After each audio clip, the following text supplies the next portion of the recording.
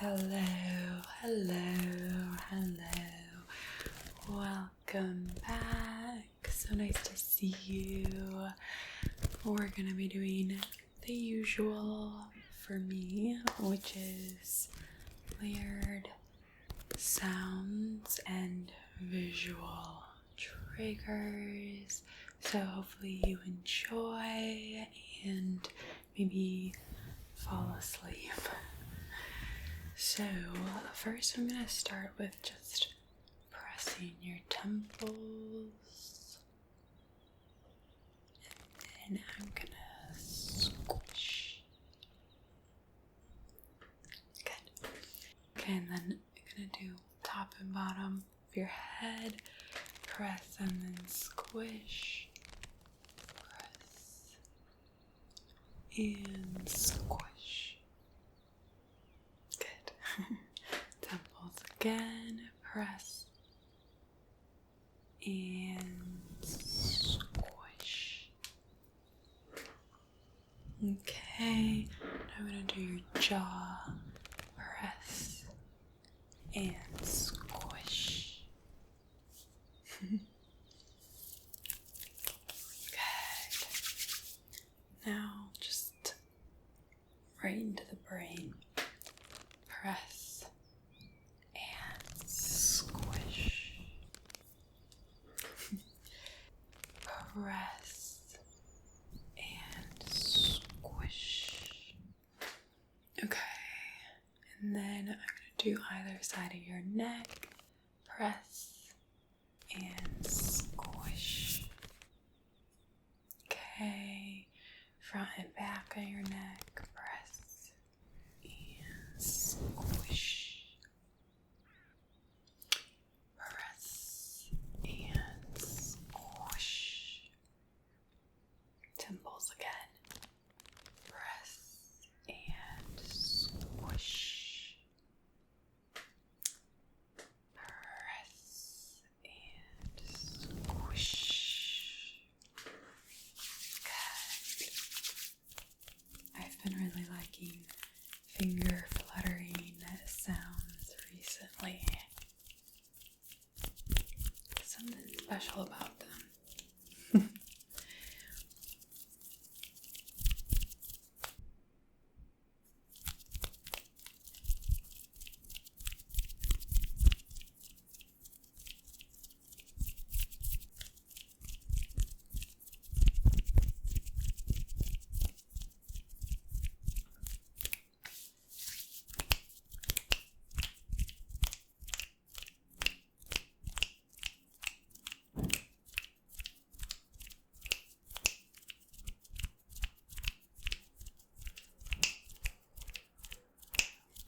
Been thinking about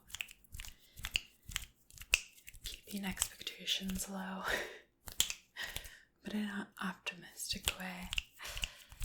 I've noticed that if I have low expectations going into something, then I have a better experience. So, for example, if I'm going to a concert and it's for an artist I absolutely love, I'll have huge expectations for it, and then usually I won't actually enjoy the concert that much because it's never gonna live up to those expectations, right? You know? Back in the day, I really loved Flying Lotus, if you listen to him.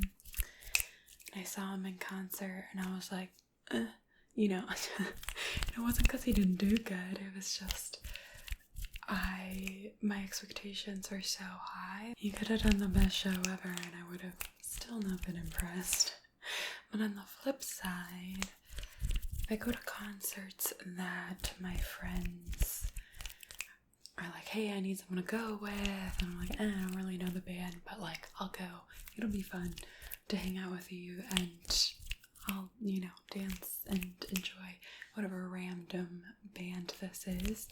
Those are always the concerts I have the most fun at because I had zero expectations for what it would be, and then I could just let loose and have a good time. So in the best of situations, having low expectations makes me enjoy it a little bit more. And then in the worst of situations, having low expectations helps me to not be taken aback by it, not be thrown off, not feel as much emotional turmoil by it.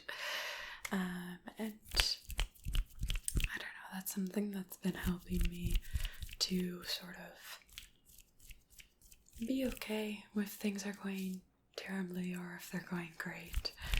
Just kind of be okay with whatever the situation is. You can never really predict exactly how things are going to turn out, and so not having an expectation for how it will turn out is a good way to avoid things letting you down. I also think that I have this feeling, I don't know if you have this as well, but I'll have this feeling very frequently of if I'm in a moment where I'm like, this is the coolest thing ever, this is like the most fun I should ever be having, in those moments will be thinking, am I having enough fun? Am I enjoying myself enough? Am I as happy as I should be in this extremely happy moment? And that kind of immediately takes you out of it. If you're thinking about whether you're happy or not, then you're not feeling the happy feelings. And so, I'll say, one thing that's helped me to have that experience less is, to be honest, my antidepressants. So 10 out of 10, love those. But I also think it's a good thing to reflect on. If you're constantly thinking about, am I happy? Is this as good of a situation as I wanted it to be? Is this as cool as I thought it would be? Then you're not really enjoying it, and it kind of takes you out of your experience a little bit. So any joy you could be getting from it is dulled down. But I guess as I'm telling the story, I also don't want to take any of the credit from my antidepressants because they're so good. They allow me to be the person that I had always wanted to be and had felt myself to be on the inside, but couldn't get myself to be in my daily life and my actions and in my emotions. So big shout out to modern medicine. Love it. Modern medicine can't be the solution for everything, but there are some things that need to be medicated.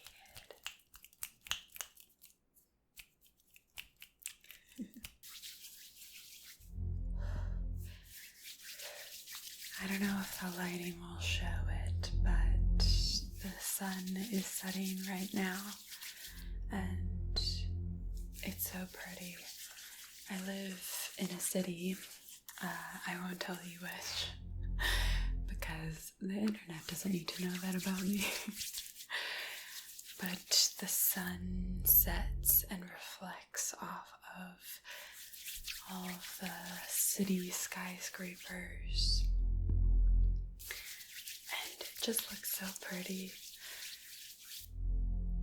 When I was very young, one of my best friends from high school, she would always stop us to look up at the sky, at the clouds, and see how beautiful they were, because it's like a constantly changing piece of artwork that's always available to us, unless you're in a windowless room or something.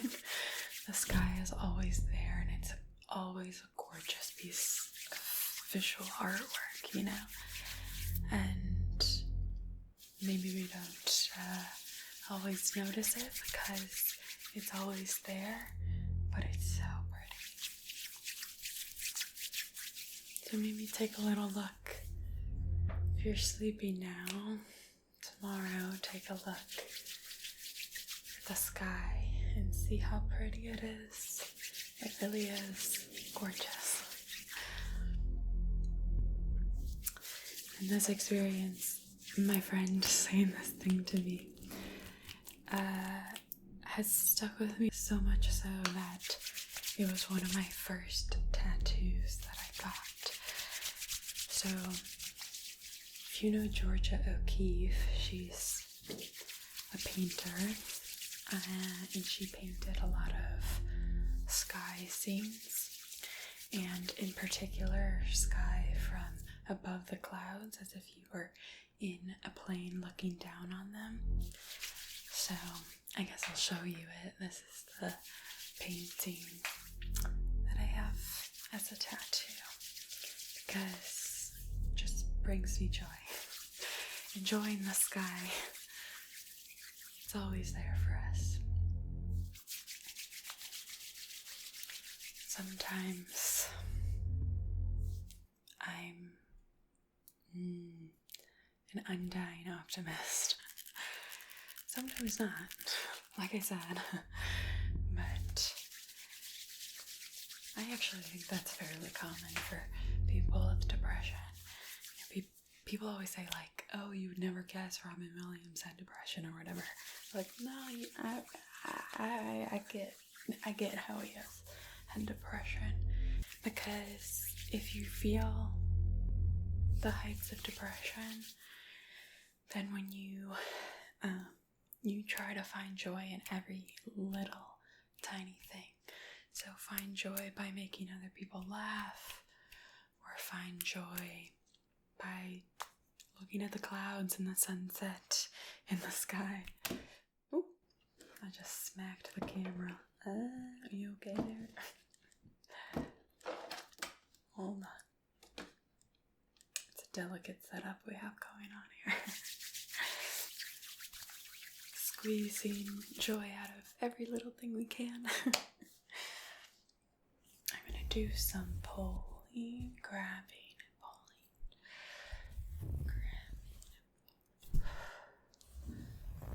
and I also do this with like memes. I will. My friend thinks it's hilarious because I'll just randomly be chuckling to myself, and it's usually because I remembered something funny like hours later or days later.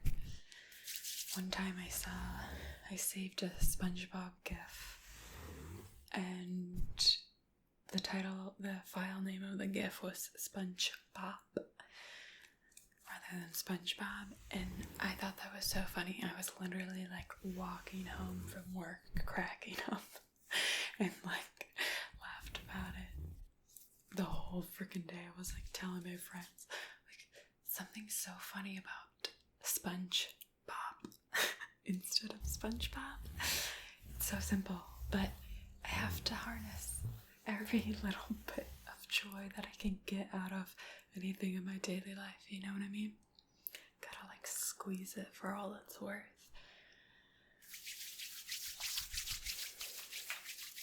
Maybe that's makes sense and is helpful to you. Don't know, let me know.